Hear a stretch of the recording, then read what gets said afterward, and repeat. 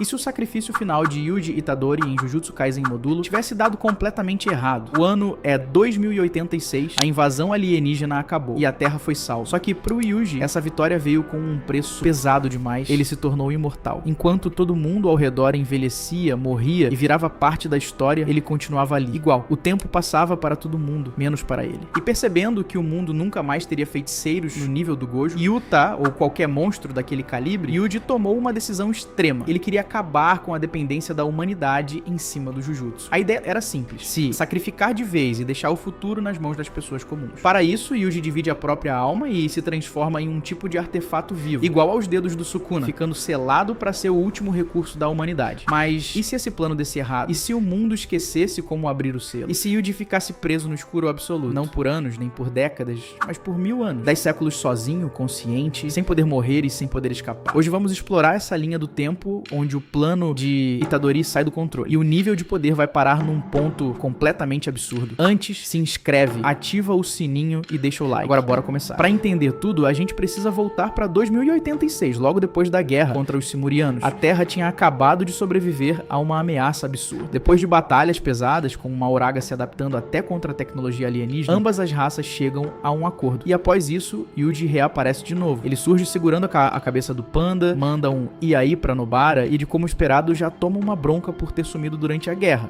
Só que o clima não é exatamente de comemoração. Muito tempo antes, Yuji absorveu as pinturas da morte. Isso mudou completamente o corpo dele. Ele deixou de ser apenas humano e virou algo entre humano e maldição. Basicamente, a biologia dele foi reescrita. O tempo parou de afetar Yuji. Ele não envelhece, não enfraquece e não segue mais as regras normais de um ser humano. O garoto que antes era caçado pelo alto escalão para ser executado, agora virou uma espécie de relíquia viva. Só que essa relíquia tem um problema bem triste. Ela é obrigada a ver todo mundo ir embora, enquanto continua exatamente igual. No fim, Yuji se tornou o último de pé. O plano final e o erro que mudou tudo. Yuji não queria virar um falso deus, protegendo a humanidade para sempre. Ele não queria ser aquela figura que resolve tudo e impede o mundo de crescer sozinho. Ele só queria descansar. Então ele toma uma decisão, abre mão do próprio corpo. E aqui entra uma teoria que combina bastante com o próprio caminho que o mangá de Jujutsu Kaisen Módulo toma. A ideia dele no mangá é que, ao invés de simplesmente morrer ou continuar vivendo para sempre, ele aceitaria ficar selado quase como se estivesse hibernando, usando tudo que aprendeu sobre alma, energia amaldiçoada e votos de restrição. Yuji se transforma voluntariamente em um objeto amaldiçoado de grau especial. É parecido com o que Sukuna fez com os dedos, só que com uma intenção totalmente diferente. Sukuna fez aquilo para continuar existindo. Yuji faz para proteger o mundo uma última vez. Ele condensa sua existência em um núcleo, e o Panda fica responsável por guardar esse selo. A regra era clara. Yuji só acordaria se surgisse uma ameaça realmente capaz de acabar com o planeta. Os anos passam. O Japão se reconstrói. Nobara envelhece e morre. A geração antiga desaparece. E aí o plano começa a dar errado. Ocorre uma falha no sistema do sistema, como se o selo tivesse dado um curto-circuito. A porta trava. Panda tenta abrir na força bruta, mas a energia corrompida sobrecarrega o núcleo dele. Ele não aguenta e morre ali mesmo. Sem Panda, sem feiticeiros poderosos e sem ninguém que entenda o selo, o módulo de Yuji é esquecido. Com o tempo, ele é enterrado embaixo de novas cidades. A humanidade segue em frente, evoluindo só com força física. O Jujutsu vira lenda. Energia amaldiçoada deixa de fazer parte do mundo e Yuji fica preso. Só que ele não está dormindo, ele está acordado. Preso em um vazio total, sem luz, sem som e sem qualquer noção real do mundo lá fora. Por 1000 anos. O selo não só funcionou, ele funcionou até demais. Cenário 1. Yuji vira o alvo do mundo.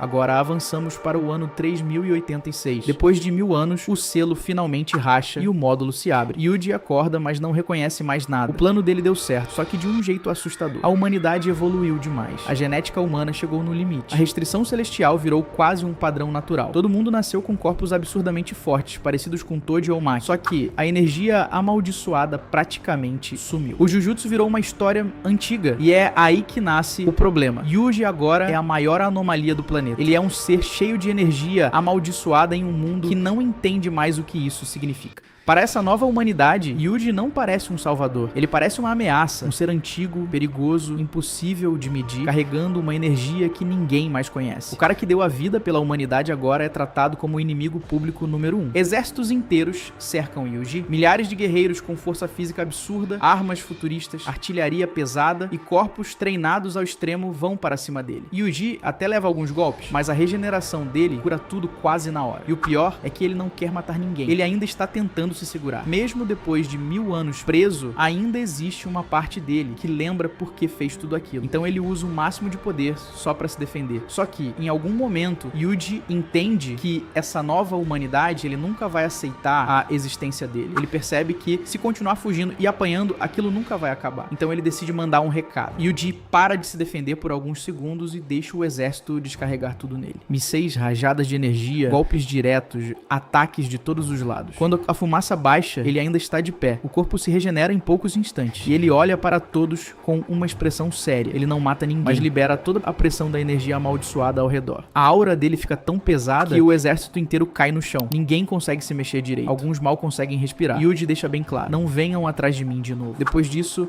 ele desaparece. 1000 anos preso deram a Yuji um controle mental absurdo. Ele aprende a esconder totalmente sua energia, comprimir sua presença e passar despercebido. E olha a ironia. Em um mundo onde quase todo mundo tem força no nível do Toji, Yuji precisa fingir que está fazendo esforço em tarefas normais para não chamar atenção. O ser mais perigoso do planeta vira aquele cara quieto da vizinhança, basicamente o chefão final tentando viver como NPC. Cenário 2. Uma máquina de guerra sem controle. Agora as coisas ficam mais pesadas, porque Jujutsu Kaisen sempre mexe muito com o psicológico dos personagens. E a pergunta aqui é: o que 1000 anos preso no escuro fariam com a mente de alguém? Gojo ficou preso no reino da prisão por 19 dias e precisou manter a cabeça vazia pra não surtar. Agora imagina Yuji. Não foram 19 dias, foram 1000 anos. E a mente do Yuji já carregava muita coisa desde o começo. Culpa, trauma, mortes, arrependimentos e o peso de tudo que aconteceu com ele. Durante todo esse tempo no vazio, Yuji começa a reviver as mortes de Nanami, Gojo, Megumi e de várias outras pessoas importantes. De novo.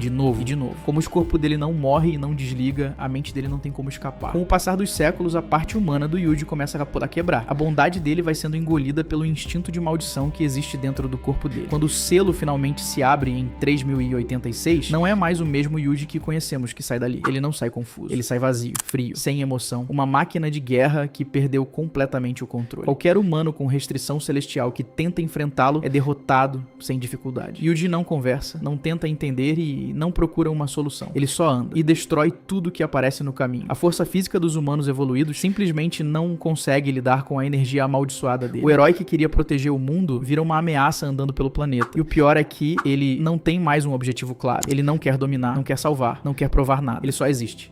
E, nesse estado, a existência dele já é perigosa demais. Mas será que alguém nesse futuro teria força suficiente para parar Yuji? Deixa sua teoria nos comentários. Cenário 3. O novo rei das maldições.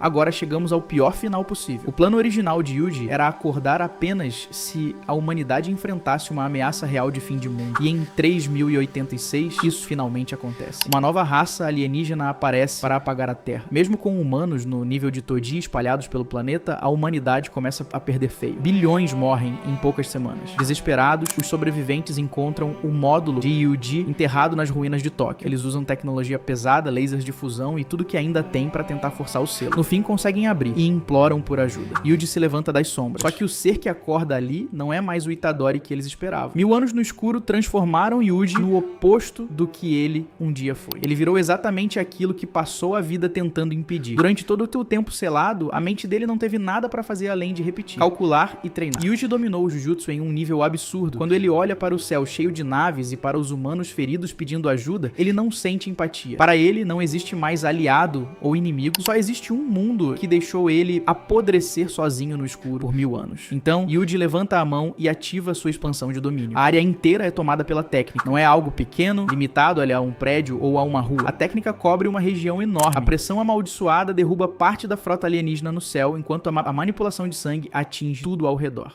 E aí vem a parte mais assustadora. Yuji não separa quem deve viver ou morrer. Alienígenas, soldados, sobreviventes, resistência, tudo é tratado da mesma forma. Para ele, nada daquilo importa mais. E o detalhe mais pesado é que não existe ninguém para parar Yuji. Gojo morreu há muito tempo. Yuta também. Maki também. Toda a geração que poderia fazer alguma coisa já virou história. Não existe vazio ilimitado. Não existe alguém no mesmo nível. Não existe um plano de emergência. O equilíbrio de poder do mundo simplesmente desaparece. Yuji supera Sukuna da pior forma possível. Não porque queria ser rei, não porque buscava poder, né? Mas porque foi abandonado, quebrado e deixado sozinho por tempo demais. No fim, Yuji toma o lugar de Sukuna como o novo rei das maldições. Só que agora não existe ninguém forte o bastante para desafiá-lo. E a maior tragédia é essa. O garoto que queria salvar a humanidade se torna justamente aquilo que acaba com ela. E aí, o que vocês acham dessa história? Me contem nos comentários e se gostaram do vídeo, deixem o like, se inscrevam no canal e até a próxima.